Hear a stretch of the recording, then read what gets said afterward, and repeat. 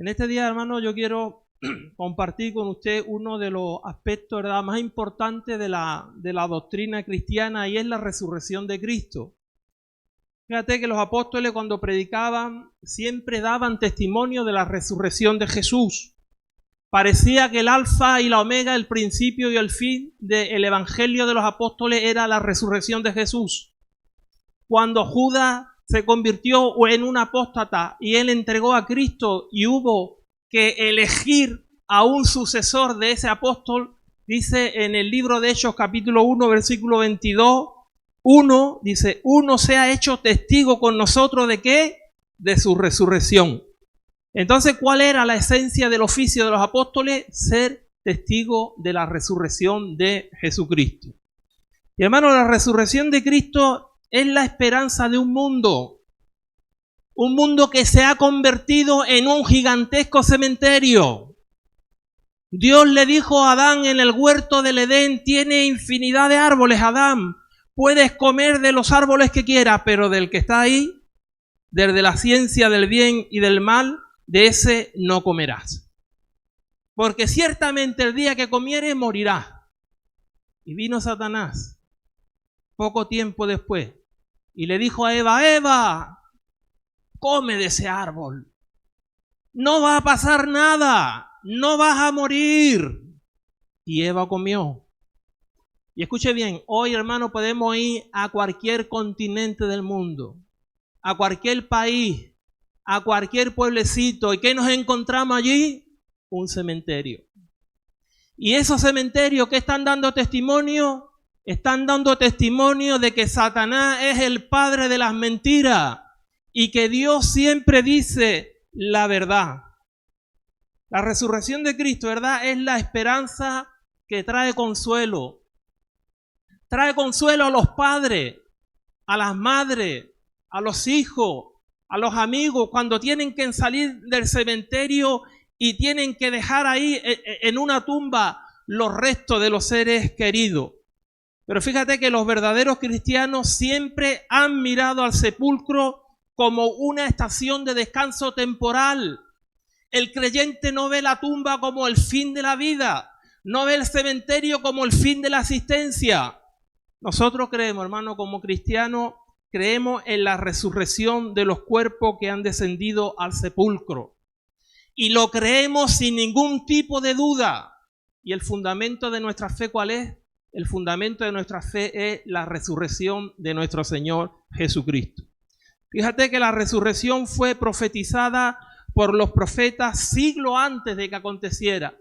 El apóstol Pedro, en su primer discurso en el libro de Hechos de los Apóstoles, capítulo 2, dice, varones hermanos, se os puede decir libremente del patriarca David que murió y que fue sepultado, y su sepulcro está con nosotros hasta el día de hoy.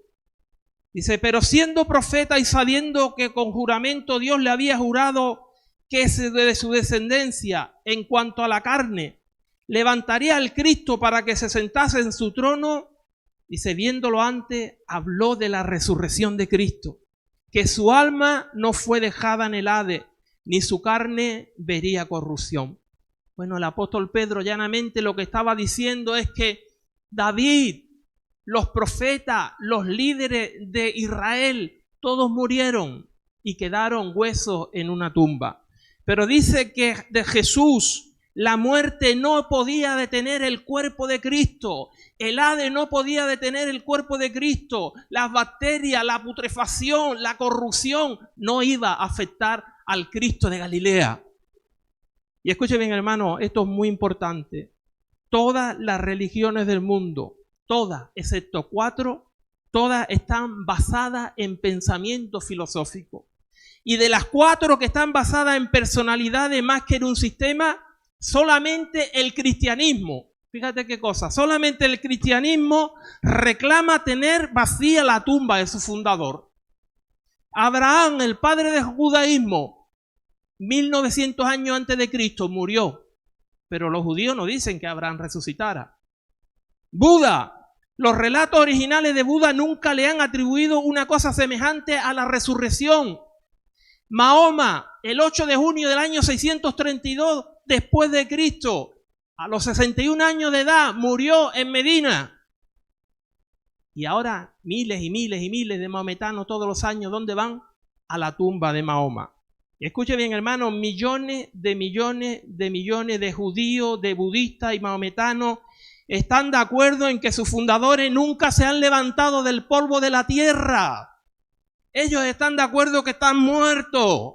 Pero hermano, el creyente, los cristianos, proclamamos con toda nuestra fuerza, con toda nuestra confianza, con toda nuestra fe, que la tumba de Jesucristo quedó vacía porque el poder de Dios lo levantó de entre los muertos. Eso es lo que creemos nosotros. Pero no fueron solo los profetas del Antiguo Testamento los que anunciaron la resurrección de Jesús. Cristo mismo, a través de sus enseñanzas y a través de su vida, Él anunció que no iba a quedar en la tumba. Cuando Jesús vino al mundo, ¿qué se encontró? Muerte. Muerte por aquí, muerte por allá, muerte por todas partes. Y Jesús se levanta y dice, el ladrón viene para matar, para robar y para destruir, pero yo he venido para que tengáis vida y para que la tengáis en abundancia. En otro momento, el Señor se levanta también y dice, yo soy la resurrección y la vida, y el que cree en mí, aunque esté muerto, vivirá. Pero escúchame bien, hermano, no solamente fueron palabras. Él, con sus obras, demostró que Él era la vida verdadera. En Lucas capítulo 7, vemos un relato conmovedor donde, hermano, se encuentra la muerte y la vida de frente. La esperanza y la desesperanza, la amargura y el gozo. Dice que en una ocasión el Señor Jesús y sus discípulos se dirigían hacia una pequeña aldea de Galilea llamada Naín. Y cuando se acercaban a la puerta de la muralla, dice que se tropezaron con un gran grupo de personas que iban al cementerio a enterrar a un hijo único de una viuda. Y el relato evangélico nos dice que cuando el Señor Jesús vio llorando a aquella afligida madre, se compadeció de ella. ¿Te imaginas? Una madre era viuda, ya había enterrado a su marido. Ahora iba a enterrar lo único que le quedaba en la vida, su único hijo. Y dice que cuando Jesús la vio, se compadeció de ella. Para que se cumpliera la profecía del profeta Isaías, que dice que en toda angustia de ellos, Él fue angustiado. Pero Jesús no solamente le dijo, se acercó y le dijo, mujer, no llores. Porque Él, aparte de acercarse, de condolerse y de decirle, mujer, no llores, dice la Biblia que Él frenó el cortejo fúnebre y se fue delante del féretro y se puso delante del muerto, y la muerte estaba delante de la vida y la vida estaba delante de la muerte. Y Jesucristo dijo al muerto, joven, a ti te digo, levántate. Y hermano y amigo, dice la Biblia que cuando aquel muerto, aquel cuerpo que estaba allí apagado, frío, deslucido, inerte, marchito, sin vida, cuando escuchó la voz de Jesús, dice la Escritura que el muerto se levantó y hablaba y abrazaba a su madre, y su madre lo abrazaba a él, y donde estaba la pena, la amargura, la desesperanza, el desastre, cuando llegó Jesucristo, todo cambió. Porque Él es la resurrección y la vida. Hermano, Jesús dijo que había venido al mundo para librar a los hombres de las garras de la muerte e impartirles vida eterna. Y Él debía probar con su propia resurrección que tenía dominio sobre la muerte. ¿Sabes qué? Jesús no dijo, me muero y al tercer día yo me resucito. ¿Sabes que Jesús no se resucitó a sí mismo? La Biblia dice que el Padre, que lo llevó a la cruz para que muriera por nuestros pecados, el mismo Padre dice que fue la supereminente grandeza del poder de Dios la que operó en Cristo, le levantó de entre los muertos y lo sentó a su diestra en lugares celestiales. Hermano, la resurrección de Cristo resulta probada por una serie de evidencias que no dejan lugar a duda. Dice que los enemigos de Jesús, ¿tú sabes que Jesús tenía enemigos? Y mira que no pecó. Mira que cuando abría la boca no maldecía. Todo lo hizo perfecto. Pero hermanos, Jesús tenía enemigos. Dicen que los enemigos de Jesús, recordando que él había dicho que iba a resucitar, fueron a Poncio Pilato. Y le dijeron: Pilato, este hombre ha dicho que va a resucitar. Queremos que nos dé una guardia romana. Vamos a poner esa guardia delante del sepulcro para que no haya fraude. Y eso hicieron. Pusieron la guardia. Ellos mismos sellaron el sepulcro con una gran piedra. Pero dice el apóstol Mateo que el domingo por la mañana un ángel de Dios descendió del cielo. Hizo temblar la tierra. La piedra fue removida. Cristo fue levantado entre los muertos. Y ante aquella manifestación de poder dice que los soldados quedaron como muertos. Y cuando se repusieron, ¿saben lo que hicieron los soldados? Fueron a la ciudad y le dijeron a los fariseos y a los principales sacerdotes: Jesús ha resucitado. Los sacerdotes, cuando escucharon la noticia, le dijeron: os vamos a dar una cantidad de dinero grande. Porque eso lo dice el Evangelio. Os vamos a dar una cantidad de dinero grande, pero tenéis que decir esta mentira. Que cuando ustedes estaban haciendo la guardia, se quedaron dormidos. Y vinieron los discípulos de Jesús y robaron el cadáver. Fíjense qué contradicción, ¿no? Si ellos estaban dormidos, ¿cómo sabían que eran los discípulos de Jesús? Y si estaban despiertos, ¿por qué dejaron que se llevaran el sepulcro? Además, dice que pusieron una piedra.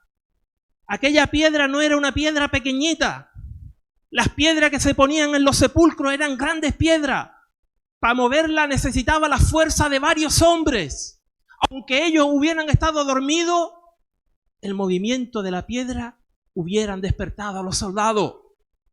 Juan 20 también dice que el sudario donde pusieron a Jesús los lienzos, dice que estaban enrollados, que estaban bien puestos en un sitio. A ver qué ladrón va a robar y se pone a ordenar la ropa, ¿no? ¿Te imaginas que vaya un ladrón a robar tu casa y diga: mira, le voy a poner el cuadro bien y la cortina, que se la deja doblar? No tiene sentido, ¿verdad? No tiene sentido. Pero aún más, hermano, los guardias romanos sabían que si se quedaban dormidos en una guardia, eso equivaldría a la pena de muerte. Esa gente no se estaban quedando dormidos. Lo que los fariseos, lo que los líderes religiosos estaban diciendo no tenía ni pie ni tenía cabeza. La resurrección de Cristo, hermano, fue presenciada por un gran número de testigos. No fue un hombre alucinado, ni una mujer propensa a ver visiones. Fueron cientos y cientos y cientos y cientos y cientos de personas los que vieron a Cristo resucitado. El Hijo de Dios se le apareció a María Magdalena, se le apareció a las mujeres que volvían de la tumba, a Pedro, a los discípulos de Maús. Jesús se le apareció a los apóstoles estando Tomás ausente y se le apareció a los apóstoles estando Tomás presente. Los 7 junto al lago de Tiberia también vieron a Jesús resucitado. Y escucha bien esto, porque 1 Corintios dice que más de 500 personas que se encontraban en una montaña en Galilea, 500 personas vieron a Jesús resucitado. Y se le apareció a Santiago y a los 11 cuando estaba en la ascensión, a Pablo, a Esteban, a Juan en la isla de Pasmo.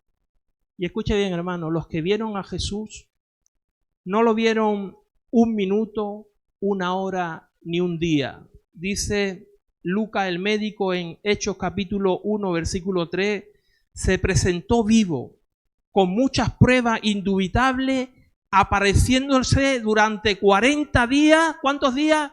40 días y hablándole acerca del reino de Dios. Y el apóstol Pedro dice, se presentó a sus discípulos y ellos comieron y bebieron con él y ellos con Jesús. Escuche bien, no fue el descubrimiento de la tumba vacía lo que convenció a los discípulos. No fue el descubrimiento de la tumba vacía. Más bien eso creó incertidumbre en ellos. Fue el hallazgo, fue lo que convenció a los discípulos, fue la presencia real y viviente de Jesús resucitado. No era un fantasma, no era un espectro, no era una alucinación, era Jesús. Podían tocarlo, podían comer con él, podían beber con él. Ahí estaba Jesús. Amén. Pues hermano, este es el Jesús que nosotros creemos. Y Él ha resucitado de la tumba. Y antes de ir a la cruz, Jesús les dijo a sus discípulos, no os maravilléis de esto. Le iba a decir una cosa importante. Dice, no se sorprendan de lo que le voy a decir. Tampoco te sorprenda tú en esta mañana. Porque recuerda, lo que es imposible para el hombre es posible para Dios. Dice Jesús, no os maravilléis de esto, porque vendrá hora cuando todos los que están en los sepulcros, en las tumbas, en los nichos, bajo tierra, llegará el día en que oirán la voz de Dios. Y los que hicieron lo bueno saldrán a resurrección de vida, mas los que hicieron lo malo a resurrección de condenación. Y en otra parte dice la Escritura, está establecido para los hombres que mueran una sola vez. Y después de esto, el juicio. Hermano, hay una cosa segura, que si Cristo no viene, usted y yo vamos a morir. Los más grandes santos han muerto. Si ha muerto San Pablo, ¿no va a morirse usted? O yo. Nos vamos a morir. Eso es así. Pero hay otra cosa que es ineludible. Hay otra cosa que usted no va a poder evitar. Usted un día se va a encontrar con Jesucristo de frente. Hay un juicio que te está esperando delante de Dios. Y hay una mala noticia en esta mañana y una buena. Vamos a empezar por la mala, ¿no? La mala noticia, amigo y amiga, es que hay una montaña de pecados que están acusándote para ese día del juicio cuando tú te presentes delante de Dios. Hay una montaña de pecados que están hablando contra ti. Tú dices, no, yo no he matado, yo no he robado, yo no miento, yo no he adulterado, da igual. Tú has pecado. El otro día lo decíamos en la reunión de la olla, ¿verdad? Si nuestros pensamientos hubiéramos que escribirlo en una pizarra blanca y ponerlo así en la pizarra, muchos no saldrían a la calle por vergüenza. Hay por dentro. Y eso también es pecado. ¿Cuál es el problema? El problema es que hay pecados que te están inculpando y que cuando llegues delante de Dios será condenado. La buena noticia, amigo, la buena noticia es que hay un abogado que te puede salvar. Él no se equivoca. Él no ha perdido nunca un juicio. Y si tú te pones de su lado, ese abogado te va a salvar. ¿Cómo se llama el abogado? Amén. Ese es su nombre. No hay un nombre más precioso ni más grande en la tierra ni fuera de la tierra que el nombre de Jesucristo. Y yo quiero contarte una historia breve para ir terminando, para que usted comprenda, amigo, mejor cómo Jesús puede salvarte en esta mañana. Dice que una jovencita de 12 años que se estaba muriendo, su madre le preguntó a ella, ¿no temes a la muerte, hija mía? Y ella respondió, no, madre. Fue la respuesta alegre de la joven. ¿Y en qué confías para no tener miedo? En la justicia de Dios, respondió la pequeña. La madre quedó sorprendida y le dijo, la justicia más bien será en la misericordia de Dios, ¿no, hija? Dice, no, madre, quise decir en la justicia de Dios. Dice, usted sabe que todos mis pecados fueron cargados sobre Jesús y que Él llevó el castigo de las culpas que yo merecía.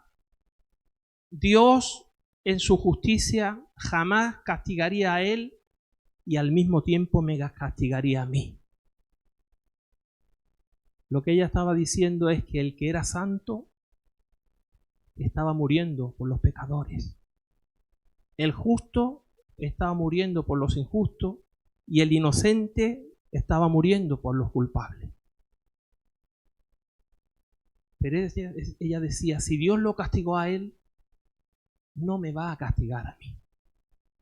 Y cuando esa niña llegue delante de Dios, porque todos llegaremos delante de Dios algún día, y Dios le diga, hija, ¿por qué quieres que te deje entrar en mi reino? Esa chiquita podrá decir, yo he creído que Cristo murió por mis pecados, que fue sepultado y que resucitó al tercer día. Hermano, amigo, Cristo es el Salvador. Y cuando uno viene a Cristo y perdona nuestros pecados, aunque seguimos cometiendo errores, pero nos ponemos cerca de Jesús. Nos abrazamos a Jesús. Donde va Jesús, vamos nosotros. Lo que Jesús dice, lo decimos nosotros. Si Jesús no va a algún sitio, nosotros tampoco vamos. Y cuando lleguemos al reino de Dios, cuando Dios nos mire, Dios va a decir, este está al lado de mi hijo, este entra para adentro. Pero hermano, hay que estar en Jesús. Amén. Hay que estar en Jesús. No la religión.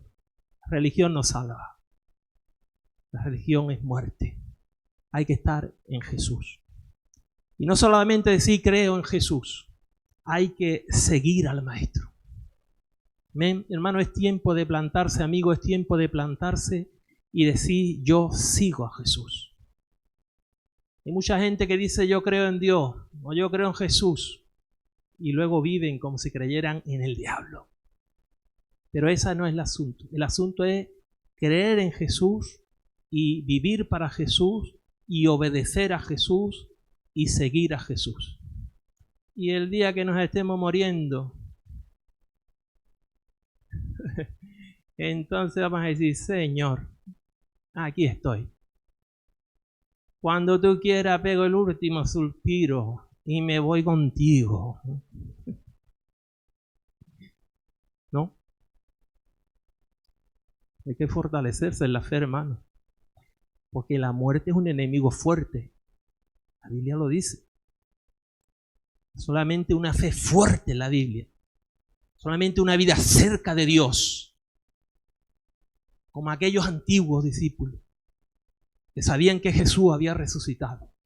Ni la boca de los leones, ni Nerón, ni el fuego, ni las cruces, ni el infierno podía callar la boca de esos cristianos. ¿Y cómo es que entregaban la vida? Ellos entregaban la vida porque sabían que Jesús estaba vivo. Ellos entregaban la vida porque lo que ellos creían no era una mentira, no era algo abstracto, subjetivo, era una realidad. Y si Nerón nos quiere cortar la cabeza, que nos corte la cabeza. Y la sangre